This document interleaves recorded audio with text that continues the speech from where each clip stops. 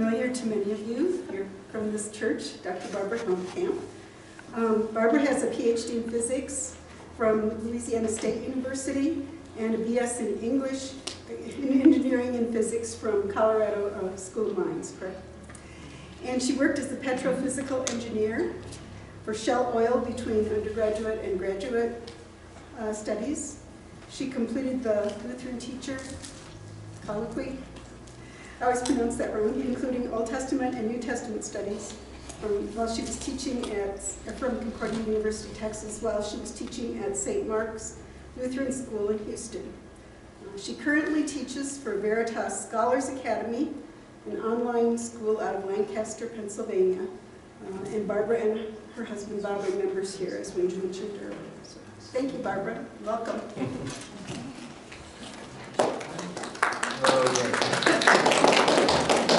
Do a little tech reconnect before we get going.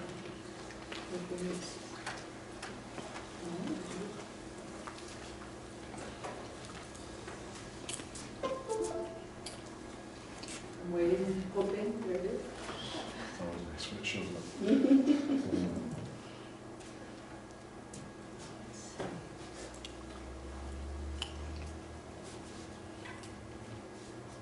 All right.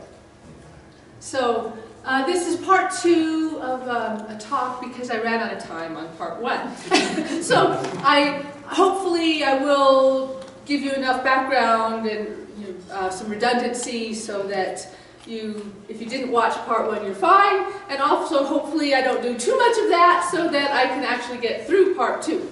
But the Mysteries of Earth's Age is referring to this object also called a polonium halo, or a polonium radio halo, radio for radioactive. And the reason why we have to sweep them out from under the rug is because there's no explanation for them from conventional long-age, deep-time view of Earth's history. And so they get swept under the rug, kind of ignored, and I'm going to sweep them out because they have much to say, but they're complicated little beasts, so I'll try my best.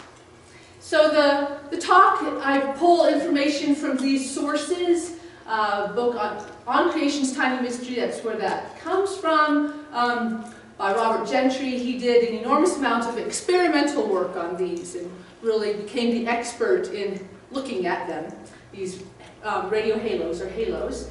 And then the Rate, Volume 2, Radioisotopes in the Age of the Earth, work circa 2005, pull from there. Also books by Andrew Snelling, Earth's Catastrophic Past, Volumes 1 and 2. I have them all here just to show you how big they are, but really wonderful resources to get a good background in creation geology from someone I respect highly, Dr. Snelling.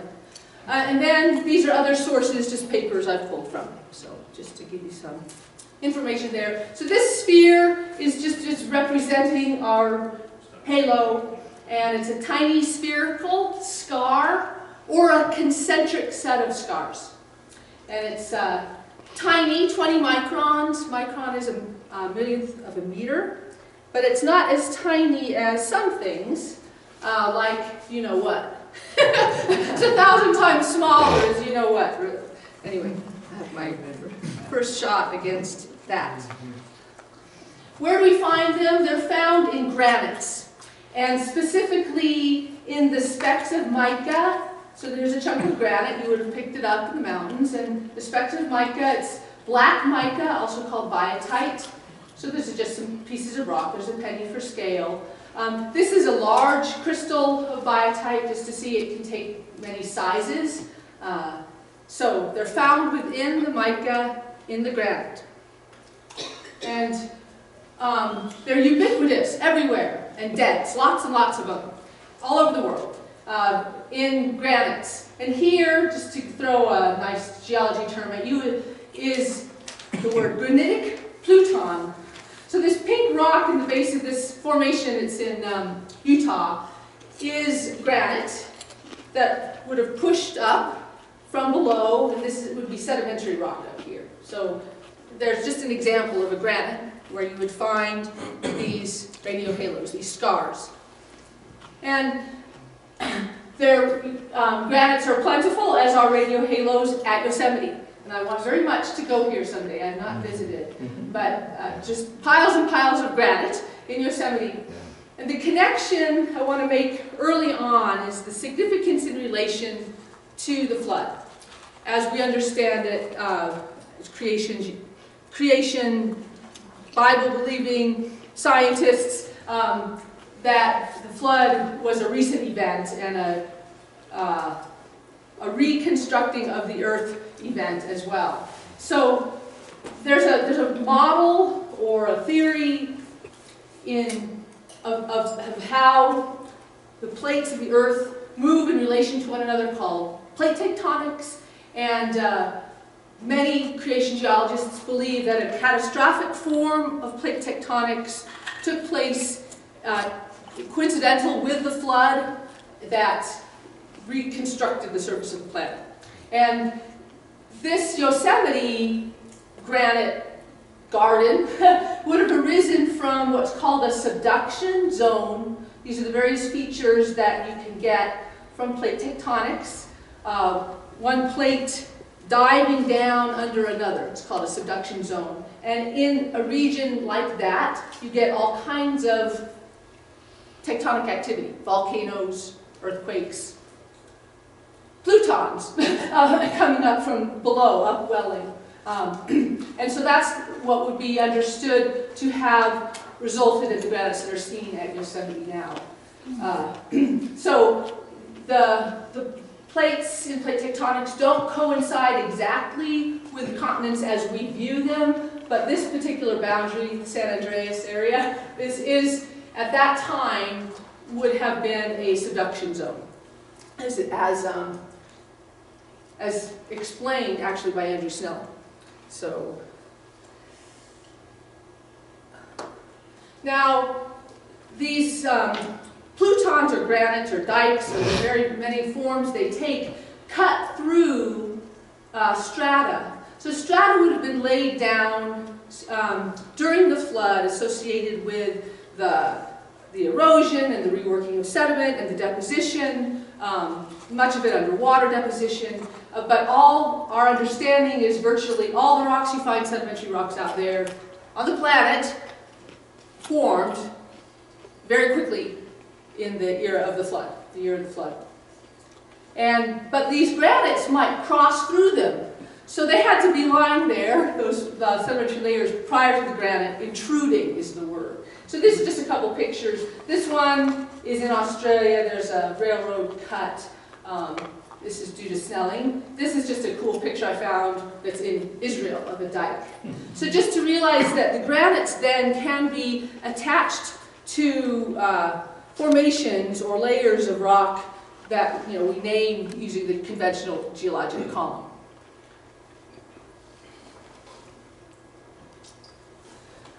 So just to remind you what the geologic column is, this is just winding around. We start here at the very bottom, and then it winds around, and this is above that, and then the greens and yellows are above the purples and blues. And so there were very few fossils in what we call the Precambrian, which would be prior to the rocks laid down in the flood. Then everything above filled with the dead things that died in the flood. Sadly, but true. We have the Paleozoic, and then the Mesozoic, and the Cenozoic. And we can use, and Dr. Snelling makes a very excellent case for the validity of using the stratigraphy that goes into the geologic column, but you don't have to embrace the deep time that goes with it. Okay. And so these granites it was an amazing study as part of the rate work that Dr. Snelling and others undertook of sampling granites, innumerable. I'm not going to spend a lot of time on that. I did that in part one. But some Precambrian granites were sampled, and many Paleozoic granites, Mesozoic granites, and Tertiary granites.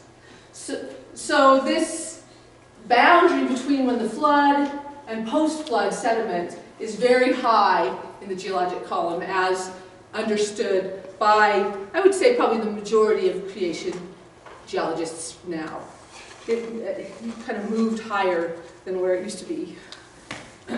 So that's just a little background that'll help us as we go along. So this is a favorite slide of mine I show over and over again that reminds us that when we're doing historical sciences like geology, we can't go and prove our model in the laboratory. It's in the past, we can't go back in time. If we don't have eyewitness information, all we can do is try to reconstruct the past from the present. And it's forensic science is what it is. So you have to make assumptions. There's no way around it. And you make assumptions and you look through the lens of your assumptions at the data. So here we have a trilobite and some strata. And then the interpretation follows the assumption. And then you kind of cycle back and see, did I end up conflicting with my own assumptions in making my interpretations? And if not, and it's self-consistent, you know, that's indicative that maybe it's a good model. But you can't really prove what happened in the past. But you can, and it's necessarily circular, so not in a bad way. So the two worldviews out there, the can't let a divine foot in the door view of the atheist scientist, and even those who would not say they're atheists but operate in their practice of their field as though God doesn't exist or the scriptures don't exist. Interestingly, they insist that there was not a global flood. Very strongly. They will just insist. Why? Because it's in the Bible. You know, so you don't want to let that divine foot in the door. And so if you insist as your assumption that there could not have been a global flood, it's always funny because they're quick to point that there was probably a global flood on Mars. Yes. But anyway. There's no water there now. Yeah, there's not even water there. But so Darwinism would be maybe the only way to make sense of the fossil record if you insist there wasn't a global flood, or some form of Darwinism, at least a very slow, progressive creationism with Darwin overtones. But on the other hand, if you, from the scriptures, our worldview, we know Darwinism is not valid, it's not how things came into existence, we would look at the data and it would be obvious that there was a global flood. And we're going to be self-consistent because we're going to find that global flood in our scriptures too, of course. So then you might say, well, okay, the biblical narrative, maybe that's really our assumption, which is a pretty solid place to start, I would say, to build. And then we would look at the data. So there's pictures of halos, finally. There's a polonium-210 halo and a polonium-218 halo. I'll explain those. But the only way to understand these, as you'll see, is to adopt what's now it's called AND. Looks like AND when it's spelled as an acronym. I saw it at first and I said, AND, well, accelerated nuclear decay. So hopefully you'll leave understanding what in the world that is and why it's important. On the other hand, insisting on the present as the key to the past, insisting on a naturalism where there is no God outside of creation that would act on it, that feeds the notion that rates are uniform. If you're stuck with these assumptions and you look at the data, there's no explanation for the polonium radiohalo that holds water. I can't find one. I spent quite a bit of time chasing that down, and there just really is not an explanation. So no explanation, keep sweeping it under the rug. I think it's important to not be ashamed as scientists and Christians to include in our epistemology the ways that we know anything, having faith in an authority, which is the way most of us know everything we know anyhow. There's really pretty few things that we've reasoned completely for ourselves. And yeah, we have empiricism, we experience the world and learn from that. But much of what we learn comes from a teacher, from another source, what have you. Certainly a reliable source, like the scriptures, is an excellent foundation if what you're after is truth. You know, so the thing to beware of, I mentioned before, is that this methodological naturalism, where you feel the pressure of society to not do science in reference to the scriptures, when they are the only reliable source for assumptions about the past, because they are a legitimate eyewitness account.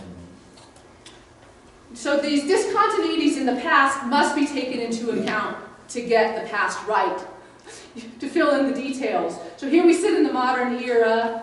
You go backwards, there was a global flood, the aftermath of it, lots of heat generated associated with the flood, all that lava, magma. It's kind of hard to get back to this pre-flood world and even what it was like. We have the scriptures to help us. We have the fossil record itself to help us, to tell us about the size and creatures and numbers of them that died in the flood. And we also know just the sheer quantity of fossil fuel is pointing to a much, much, much more lush planet than what, something like 100 times than what our world is now. So we have some clues, but then go back even further and we've got a wall. How do we know what scientifically the world, the cosmos was like prior to the curse? We don't, other than what the scripture tells us. And then, you know, the creation week itself. But day 2 of creation, Dr. Snelling makes a really profound connection between the processes going on in the year of the flood with the processes that went on day 2 of creation in terms of rapid tectonic processes and sedimentation, or if not sedimentation, working of rocks to create the dry land. So that's an interesting thing to ponder. And how can you study anything about the flood without reminding yourself of the testimony of the scriptures, where in the 600th year of Noah's life, in the 2nd month, on the 17th day of the month, on that day, all the fountains of the great deep burst forth, and the windows of the heavens were opened, and rain fell upon the earth 40 days and 40 nights. And the flood continued 40 days on the earth, and the waters increased and bore up the ark, and it rose high above the earth, and the waters prevailed and increased greatly on the earth, and the ark floated on the face of the waters. And the waters prevailed so mightily on the earth that all the high mountains under the whole heaven were covered. The waters prevailed above the mountains, covering them 15 cubits deep. And all flesh died that moved on the earth, birds, livestock, beasts, all swarming creatures that swarm on the earth, and all mankind. Everything on the dry land in whose nostrils was the breath of life died. He blotted out every living thing that was on the face of the ground, man and animals, creeping things and birds of the heavens. They were blotted out from the earth. Only Noah was left, and those who were with him in the ark, and the waters prevailed on the earth 150 days. So just to be reminded what we're talking about. Prior to Darwin, if we go back to the Reformation, with Luther's thoughts, I thought this is just so profound to me. My opinion is that Eden was utterly destroyed and annihilated by the flood. So no trace is visible now. The flood laid everything waste, just as is written, that all the fountains and abysses were torn open. There were mountains after the flood, where previously there were fields on a lovely plain. For the entire surface of the earth was changed. Long before catastrophic plate tectonics, we had Luther. And an artist's rendition of the tsunamis, these potentially jets of water associated with cracks of magma opening underneath the surface of the ocean, and the water jetting forward, fueling the clouds that generated the rain, and the volcanoes both above ground and underground. Just to have a vision of that. And so the catastrophic plate tectonics, this great animation, everything NASA does now is free in public domain. It's great. So you get to watch it break apart. This was going on under the waters of the flood. The supercontinent busting up into the continents that we know of. Of course, all the continents, plates were underwater. It's just kind of shocking. There's the scar of the... So the idea would be these very slow rates of the parting of the rifting of the continents or the plates is just a vestige of what it was as modeled by Baumgartner, very sophisticated computer model showing that the inherent properties of the minerals in the earth would allow for catastrophic plate tectonics, for that kind of rapid subduction that would rework the planet in a year. It's feasible from the standpoint of computer modeling. This is in Iceland, where it's a rifted ridge. So you're walking through a rift, but the whole thing overall is a ridge, and that's on land what is otherwise under the ocean. So I have to show this again. This was in part 1, but I think it's too cute.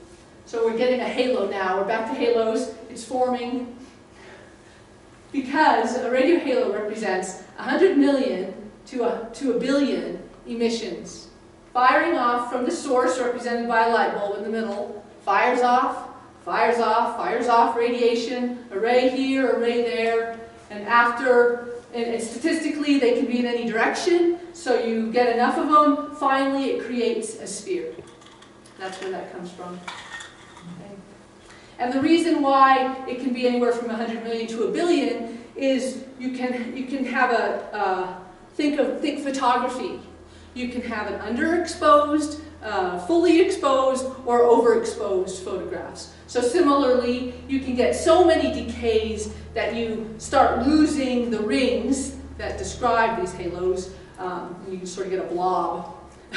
So that would be the overexposed end. So here it's again, that was only a factor of 10 accelerated. So just to get a feel for, we're going to be talking about accelerated nuclear decay, more like 7, 8, 9 orders of magnitude, not 1. So that would be needed, and I'll get to that. So the radio halos are generated in mica, but the mica itself is surrounding, crystallized in the granite, around these zirconium silicate or zircon crystals. I wear one as a piece of jewelry. And then inside of these zirconium silicate, these crystals, is a little inclusion, and I mean little, of uranium. And that's the uranium that is the source, like the light bulb in the middle. Okay, so here is a picture of that, the zirconium silicate with a U-238, that's the isotope, the unstable isotope of uranium we're talking about. All of isotopes of uranium are unstable. And so that's our source. And so each of those rays, they're alpha particles. So radiation was discovered in order alpha, beta, gamma. Gamma is light, only it's a very high frequency light. And so we're used to thinking of light as radiation, that's why I chose a light bulb. But alpha rays are actually helium particles. They didn't know what they were at first, they called them alpha for A. Yeah. And beta is electrons. But we're talking about alpha particles that are leaving these scars in the rock that are so tiny. And the type of radiation source then is what identifies the type of halo. So whether you're in 238 or polonium, these 3 polonium isotopes, 210, 214, 218, or thorium, which I'm not going to talk about. They're more rare and not just not included in this talk. Okay. So this, I'm not going to try to explain this graph in detail, but I have little flames. So this is in water. Surprisingly, these distances, these are microns across here. These represent the radius, the stopping distance. So you fire your gun, let's say alpha particles are coming out of your gun, and you fire it in water. How far would it go before it stopped? And that's what this is measuring. And so the stopping distance, and these are all various isotopes that are generating the alpha particle. The energy of the alpha particle varies. That MeV is just a unit of energy. So actinium, and bismuth, and radium, and polonium-212. It's just an array, some data I found. It's of interest. If it were not water, but something solid, it would burn a mark at that stopping distance. Because most of the energy is released as an object slows down and the friction is greatest. And so it's really a scar, a burn scar. All right. So why is that energy increasing? The energy is not, so this is a linear energy transfer. It's the amount of energy that's being transferred to the material. And so it peaks right when it stops. And so these distances would effectively be a radius if your guns were pointed in all directions spherically out. So that's, but in solid materials, not water, I mean the heat would still be generated, but it's not going to leave a scar in water, obviously. So this is the decay chain for uranium-238. And it wraps around too. All these things, either they're too tall or they're too long. But uranium-238 decays to lead-206. And it gets there by a sequence of decays that emit alpha radiation, beta, alpha, alpha, alpha, alpha, alpha, beta, beta, alpha, beta, beta, alpha, as it goes along. And the important thing in this chain, so the alpha particles are the ones that cause the burn marks. That means, I'll ask you this question. You might say already, oh, it already says. Darn it, I was going to ask you how many rings you'd have. Be 8, because the 8 alpha emissions. 1, 2, 3, 4, 5, 6, 7, 8. Okay. But we'll see that effectively it's more like 5. And then when you get to the poloniums, if it's a polonium halo, if the source only is polonium, which means it had to get out of there and over to there somehow. Anyway, the polonium will have, polonium-218 will have 1, 2, 3 rings. Polonium-214 will have 2 rings. Polonium-210 will have the single ring. And that's how you identify them. It's important that, so the radon repeats just because we wrapped around. But the radon is, that's a noble gas, those stable gases on the far right of the periodic table, and it also is a gas. It can leak, and that's the key. It can leak out of that zircon. Zircons are very hard, and so the zircon is containing these products because, so they stay, otherwise you wouldn't get a halo. They have to stay put over the duration of these decays to get the fully developed or even barely developed sphere. But radon is the key to the transport model for the polonium halos that would be due to Snelling et al. So this list is the radii in microns measured by this fellow Henderson, who preceded his work, Royal Society of London stuff was fun to look up, preceded Gentry.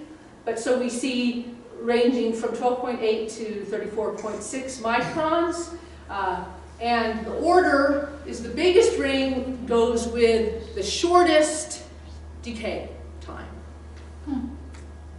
So the polonium-210 halos are very common in the rocks. This is the single ring fellow. They're easy to identify because there's no other rings inside of them. And there should be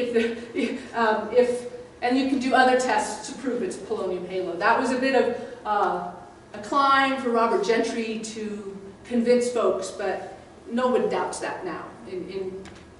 conventional community either. The polonium halos do exist all by themselves. So again, remember, our halo represents 100 million to a billion emissions. But it's kind of off the... That doesn't work. it's just off. 4.5 billion years is the half-life for uranium-240. You could move the projector if you can. Just a hair. So the, thank you. Hey. Yeah, so the 4.5 giga Good billion technician. years, half-life is the amount of time it would take for half of a sample to decay away. And so you don't need 4.5 billion years to measure a half-life, you just need a large sample, and you can do the counting just fine and estimate it. It's just the decay, related to the decay constant in the exponential function, if we've had that math. But anyway, it's a huge number, but it's just absolutely astounding, because the polonium-214, its half-life is a millionth of a second, 164 microseconds. 164 millionths of a second, compared to 4.5 billion years. And yet they're all contained, they only vary by microns in size. So it's just spectacular that we get to see these things. How is it that there's such a weak relationship between the energy of the emitted alpha particle, which gives you these radii, because of the stopping distance, and the half-life? There is a connection, but it's very, very weak. If there weren't a connection, all the rings would be coincident on top of each other. You wouldn't see the concentric rings. So it's just kind of fascinating. There's an interesting conspiracy going on here. It took me a while to sort it out when I was reading the literature. That so not only does it take 100 million to a billion events to get a halo, it takes 100 million to a billion years to get a uranium halo. And for long, I kept reading that, and I said, why? So it's a conspiracy between the size of the inclusion in relation to the rings, so that they're not blurry, so that you can still see them. So it's kind of fascinating. But that they would be both take 100 million to a billion events, or 100 million to a billion years for uranium halo to form. But in any case, what I want you to stick in your brain is that at today's rate, that's one alpha particle a year. So I saw, we saw the sphere appear before your eyes and seem to go slow. How about one event per year? How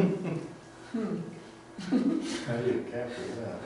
Well, you can't, and I will build that case stronger and stronger as we go. There is no explanation from the conventional side of things on many layers. Uranium. That would be the full uranium. But you can't get any of the others without uranium, because there is no other source for polonium-214, 218, and 210 than the decay of uranium. Okay, so uranium halos have to be forming. Yeah, they are. Polonium halos. Right, so that you anticipate me, absolutely. Thank you, that's wonderful. The uranium halo ends up being the parent to the polonium halo in the model that makes that only working model there is. So this is just so fun, I have to say it again. The very sophisticated material for separating and mounting and observing radio halos is Scotch tape. And developed by Robert Gentry, because mica, right, it peels off in little layers. So you peel them off the tape, you put them under the microscope, and voila, there they are. It's really amazing. But you have to be careful if you're measuring radii that you got the great circle and not some smaller piece of it. And so much care was taken in the analysis and counting of these to make certain that in your stack, you only took the biggest circle to measure the radius to discern what type of radio halo it was. But we have natural thin sections going with mica.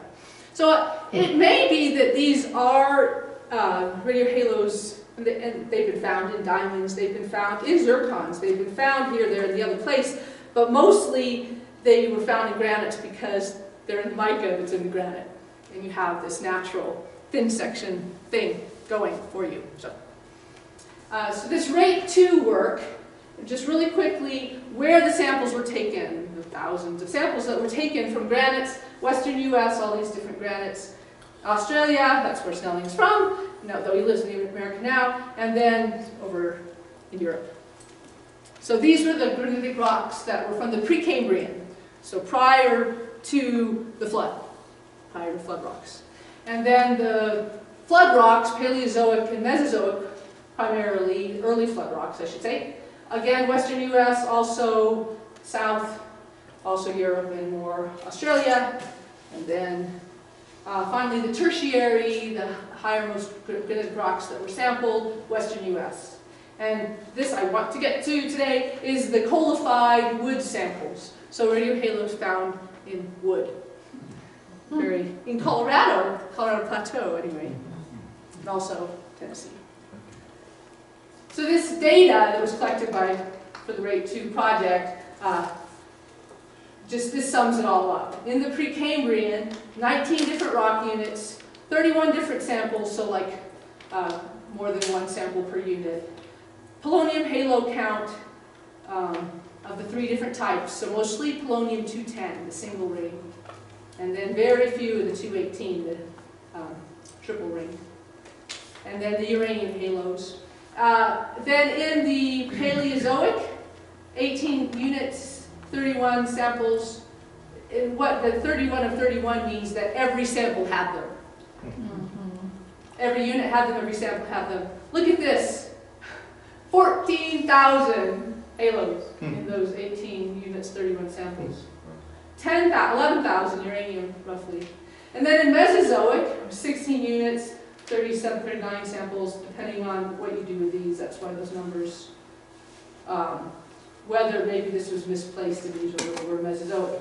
But it changes by an order of magnitude of those polonium-210s from 14,384 to 1463, which is amazing. And then basically none up here. One sample of one unit had 9 polonium-210s and 2 of the uranium. So it was suggested that maybe that was didn't belong where it was put in the geologic column, but it does come from an index granite in the Cascades. The interesting thing is, according to its date, it's not even old enough to have one uranium halo in it, according to the one event per year. Right. So it's not consistent. So it's one of those you're looking for those consistency arguments in your assumptions. It fails. All right. So what about the granites themselves? How does that relate to this question? Those granites that intruded through sedimentary rock, flood rock as we would understand it. So it post-dates, but very little post-dating. It's part of basically the flood and flood aftermath geology. Because conventional wisdom, until very recently, has adamantly asserted it takes millions of years for one granitic pluton to cool. But now their own conventional science community has challenged that on mechanical considerations. They've said actually it's a rapid dynamic process with very rapid ascent of granitic magma in narrow conduits. So that old buoyancy-driven diapirism is out. And not only that, but the crystallization and cooling occurs much more rapidly because it's understood that the granite generates a lot of water as it crystallizes, and that water then is effective as it in taking the heat out of the granite, out of the unit. And so now some of them are saying thousands, not billions, which is a hoot, because there's a book that many of us familiar with that was sort of the easy read version of the Rate 2 summary called Thousands, Not Billions. Anyway, kind of cool. So just to realize that lava is the extruded out in the air form of magma. And in fact, thinking of the generation of granites, underground blobs of magma, they actually form in sheets, tabular sheets. It's understood now. That was a catastrophic process. So not that far removed from a volcano in terms of hours even, as it says here. So I couldn't say it better than Dr. Snelling, so I just reproduced some of this. But water playing a remarkable role in determining cooling time, just realizing the strata is still wet as the magma is intruding through it. It's a total misconception, another one of these misconceptions, that large plagioclase crystals in the granite take a long time, large being like 5 millimeters, when in fact you can grow them in the lab in as little as an hour. So that's fiction. And argue that magma could typically ascend 20 kilometers into the upper crust in 5 hours. So a very catastrophic process. And the emplacement occurs rapidly with these flat-lying sheets that build up, and as it thickens, in as little as 40 days. So kind of a summary statement due to Dr. Snelling: the generation of granitic magmas and their intrusion, crystallization, and cooling are no longer incompatible with a biblical time frame.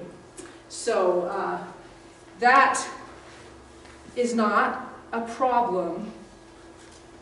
However, this is a gigantic problem. That's not a problem for us anymore. This is a gigantic problem for coming up with any halos in granite, if the granites are, especially if they're recent, but for the conventional community, is this 150-degree annealing temperature. So the piece of jewelry I'm wearing, my zircon, was cooked.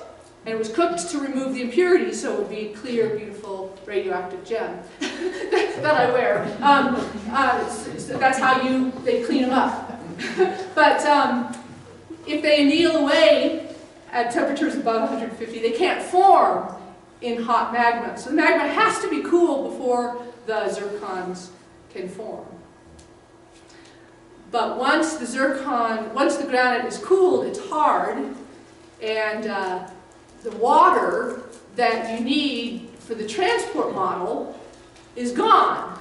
So you have severe time restrictions on when the water that you need to move that radon that leaked out of the parent zircon for the uranium halo to be displaced and form these polonium halos.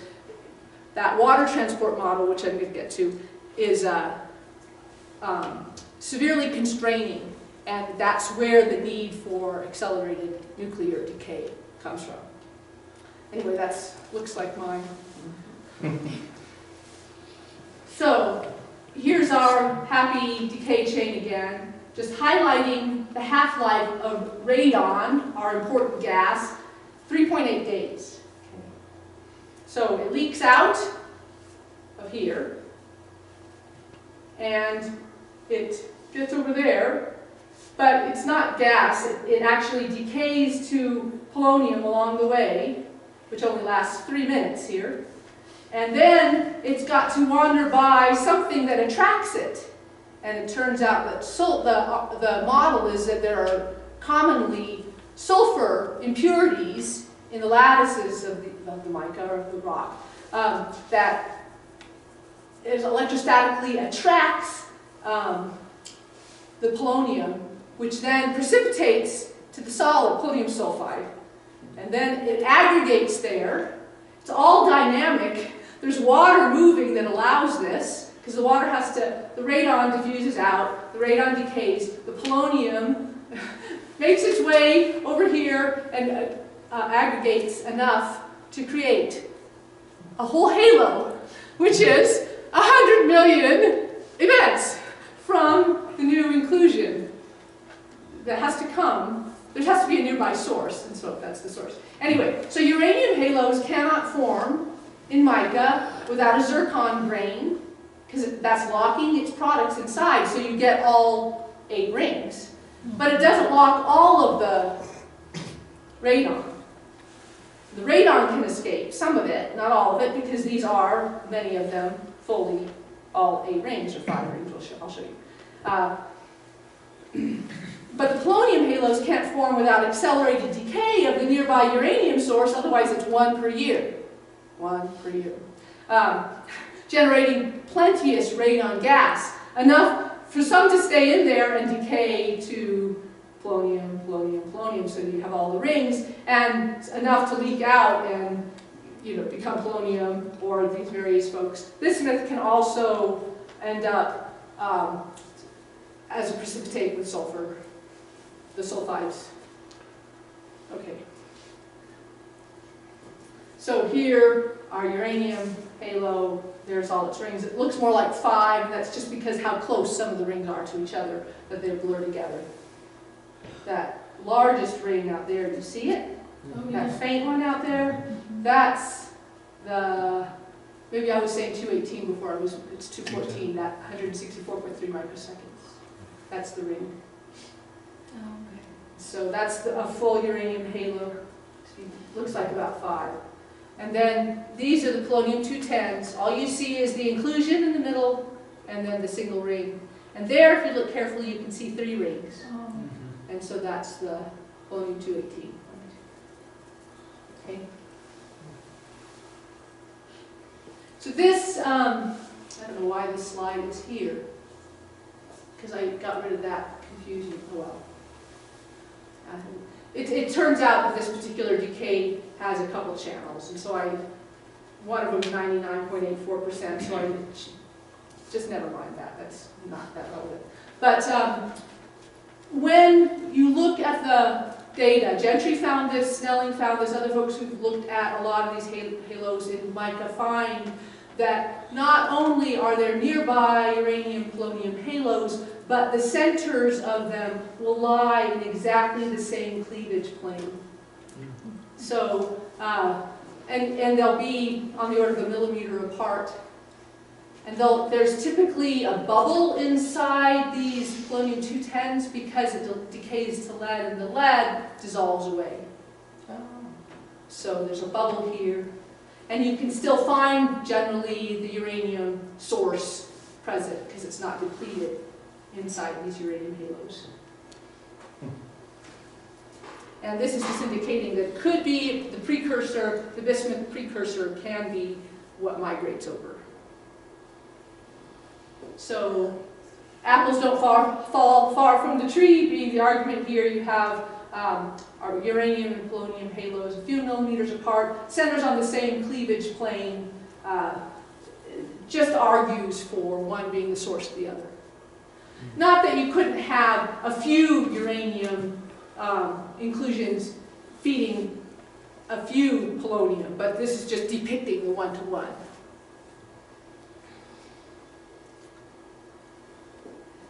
But remember, a 4.5 billion year half-life, 1 event per year, extremely short time involved for these decaying radon products after radon leaks out to get over and create the polonium halo. 3.8 days for the radon 222 to go to polonium 218. 138 days for polonium 210 to go to lead 206. Just a couple of numbers there for you. There's my tree and my apple. So you remember. But this is the model, and yes, it's painful, but I'm going to go through it anyway. So, the argument being the halos had to form simultaneously. That's the need for accelerated decay. So water is produced as the granite crystallizes.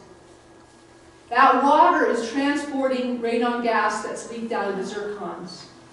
But our temperature is too hot for halos to form at 300 C. But they're firing off their alpha particles anyway. You're just not getting any halos because we're above the annealing temperature. Then the temperature is starting to drop once we get over here. This is just saying the same thing. High temperature prevents the formation. So we have this is representing our zircon with the uranium inside. We have radon and polonium in the water stream as decay products. There's that sulfur impurity in the lattice defects. Temperature's dropping, We're just a couple millimeters apart here. Remember, water's not going to flow really fast through the cleavage planes of mica, right? It's rock. So it's good that it's close, because that's a problem.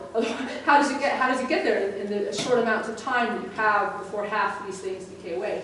So we're getting the precipitate polonium sulfide, temperature drops, and then you can start getting the halos to form.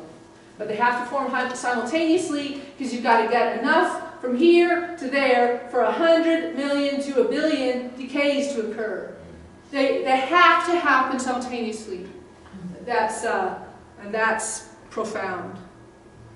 Because there are inherent problems with this amount of accelerated nuclear decay that are unexplainable also for everybody. So this is yet another painful graph, but it explains this 5-day time temperature window. It's this tail end of this curve when the radiohalos can form. So let me walk you through this.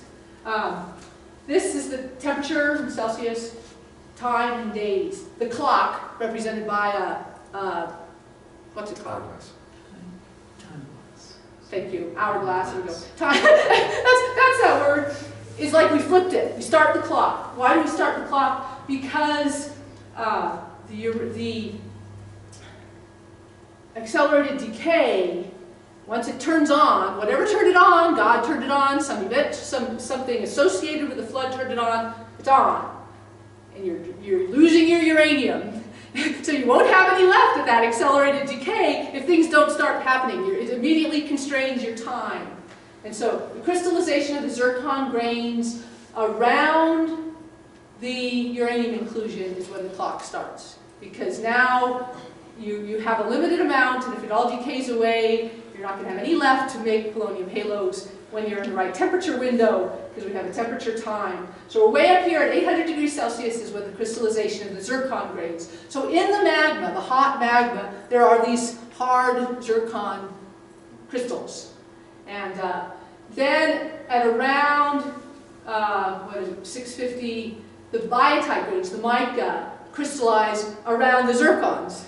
Still way too hot to get halos. Uranium is decaying, the clock has started, and then all the mineral grains in the granite are crystallized and stable at about 573 degrees Celsius. And then as the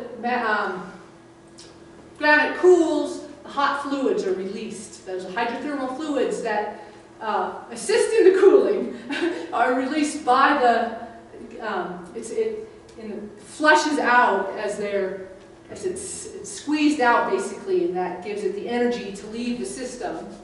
So these fluids, and we're cooling, we're cooling, we're cooling. Then we need to somehow get the shape of this cooling curve. So the simple model is assumed, and the constraint is the half-life of radon. Because if your radon disappears before it can get carried over as, how can I say it?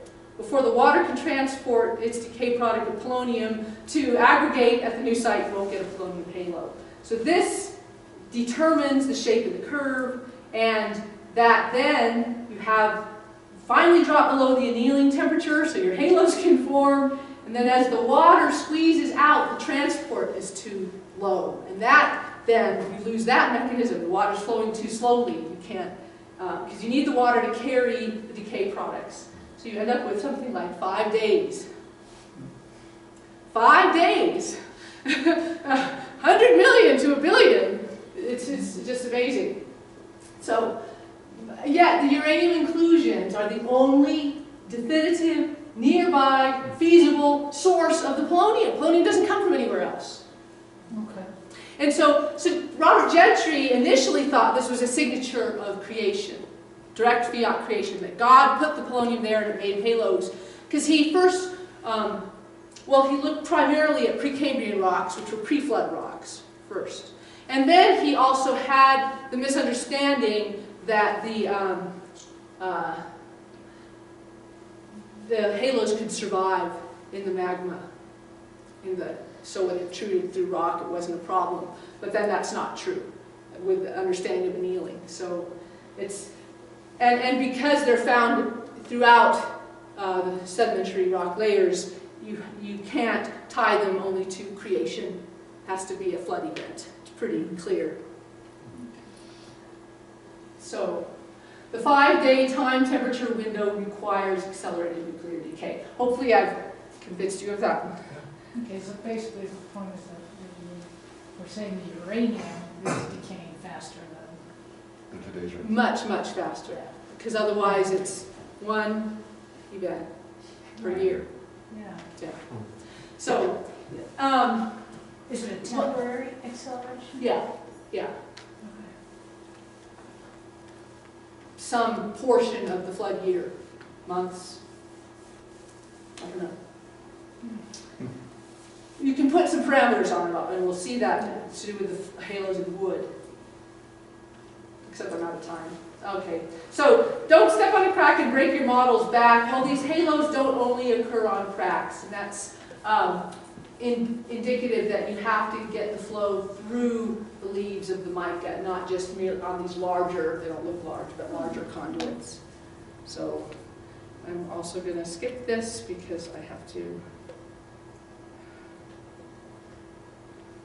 So the wood samples that have halos in them are found in Paleozoic, Mesozoic, and Cenozoic in the Colorado Plateau.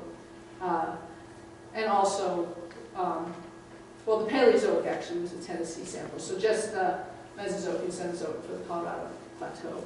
And I just want to show you these things. They got squashed. So the halo formed in the process of the rock lithifying or coalifying.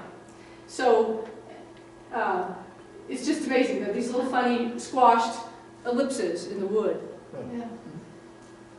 And they're widespread in the Jurassic-Triassic specimens.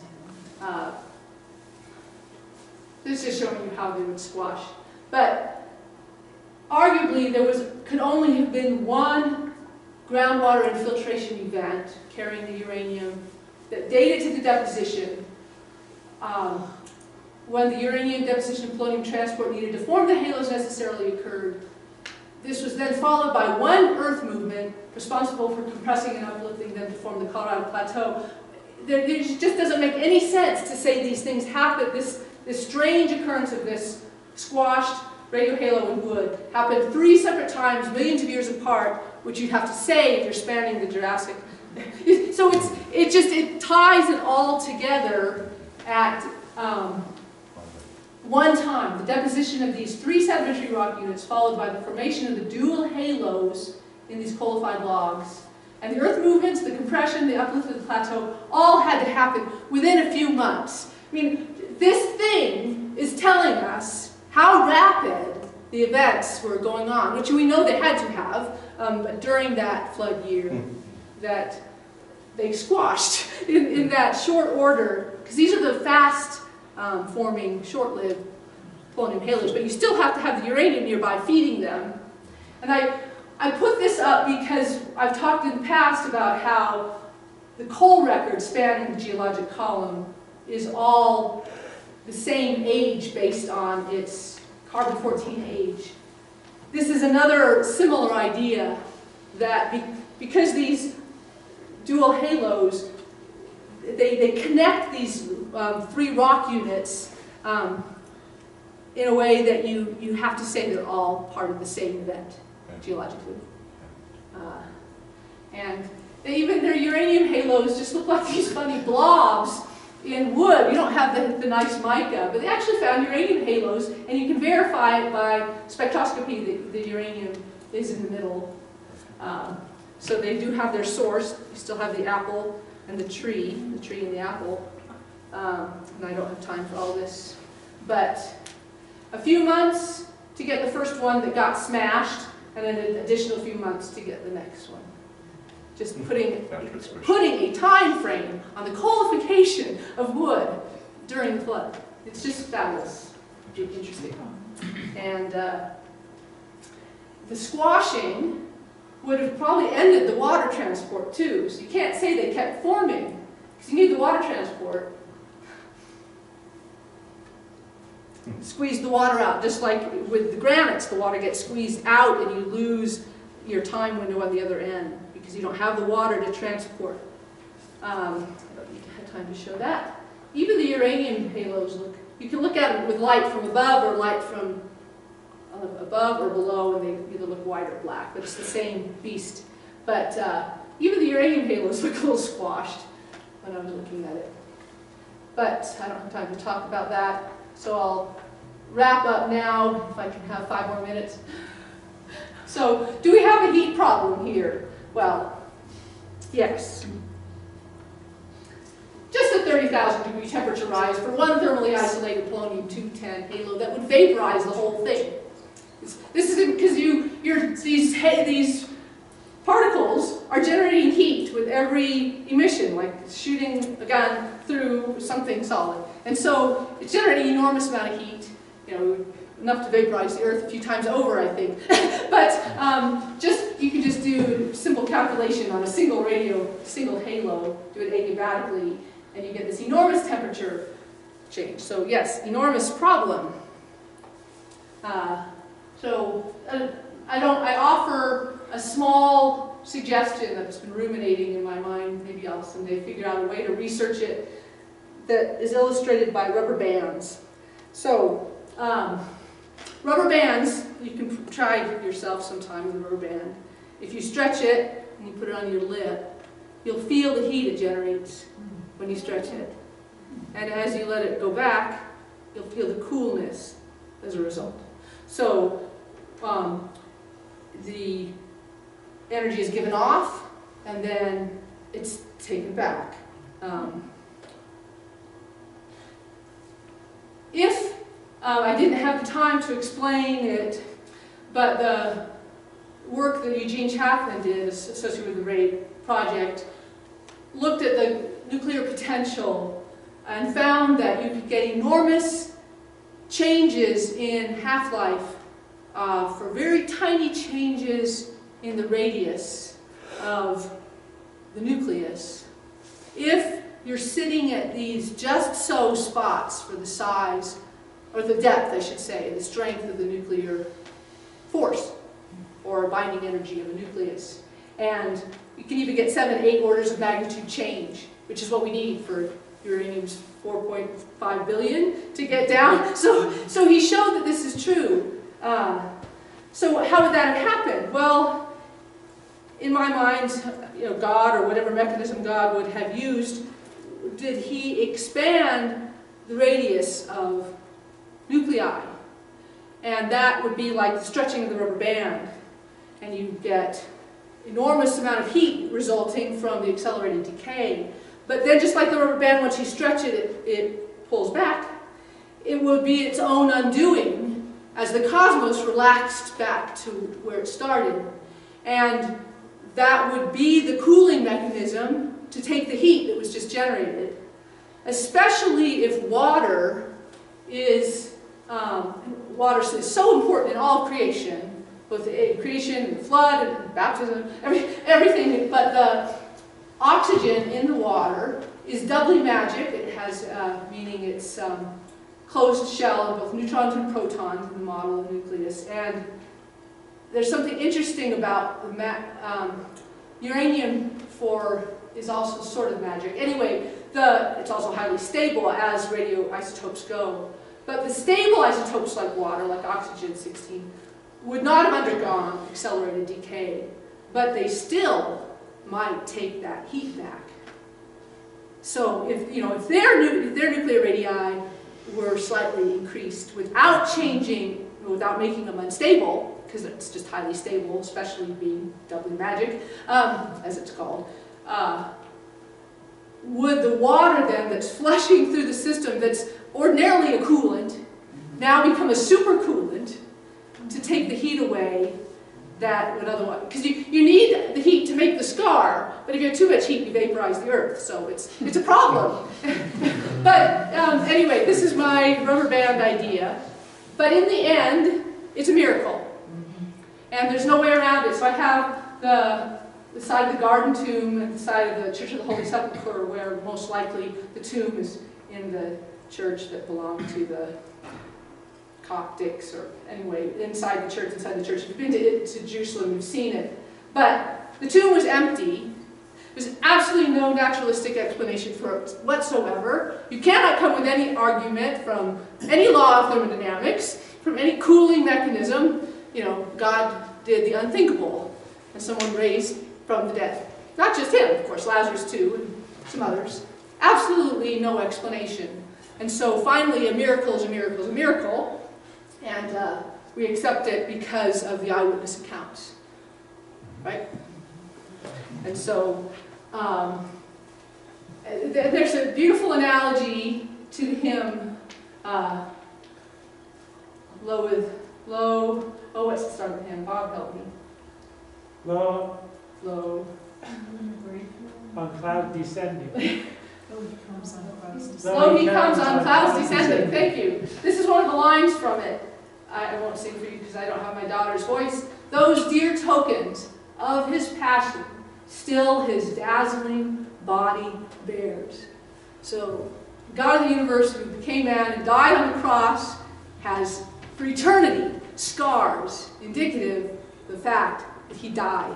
So here we're talking about scars in the rocks that are indicative of the truth of a global flood that happened, whether we understand it or not. So that's my closing slide. Then it's just some bullet points to remember. Halos are tiny spherical scars in granite. Radon escapes, polonium precipitates. Halos are annealed in mica above 150. The time temperature window requires accelerated nuclear decay. Squashed halos in coalified wood show accelerated nuclear decay. The Colorado Plateau formed in months. Hypothetically, half-life can change drastically. That's the point I had to jump over. The heat problem. Water as a supercoolant? Necessarily, a miracle is miraculous. So I close there. So.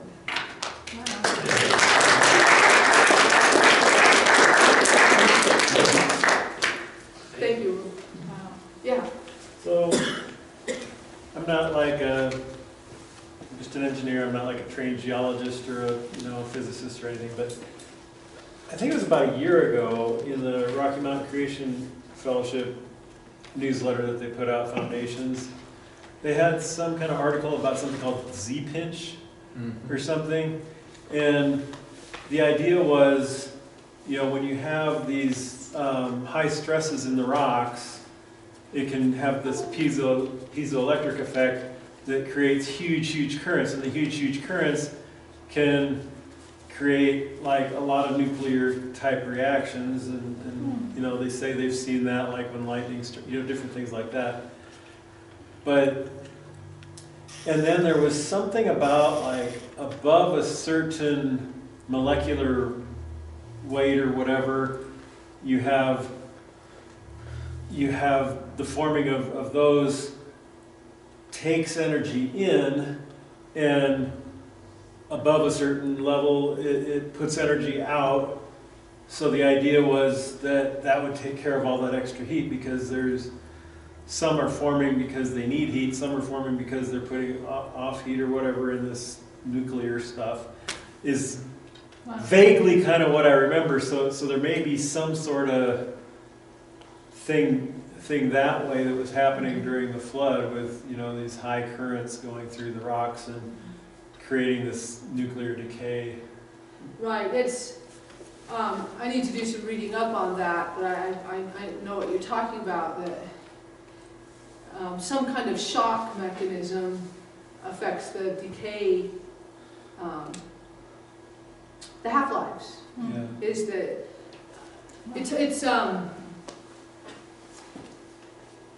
I imagine, however it would have happened with my little point of it, expanding the nuclear radius or squeezing it or what, that would be a shock to do that of an enormous magnitude. Yeah. It's a little hard to yeah, I need to read the articles, but how Yeah. it would have happened all at once to change to Yeah, a I new don't know value, that. though maybe it didn't, maybe it was piecemeal, but, I mean, that's hard to say. Yeah. But whether there was a mechanism that caused it, or whether it was the direct hand of God, that's Yeah. the question. But I have heard of that, and I can't speak to it more than that because I haven't read in depth. Yeah. But it's interesting. Yeah, it I is. think we're going to have to cut it out there, so if you have more questions, please go ahead and see Barbara after the meeting, and we'll hang around so that you can get your questions answered. I just have a few announcements, and I don't want to keep you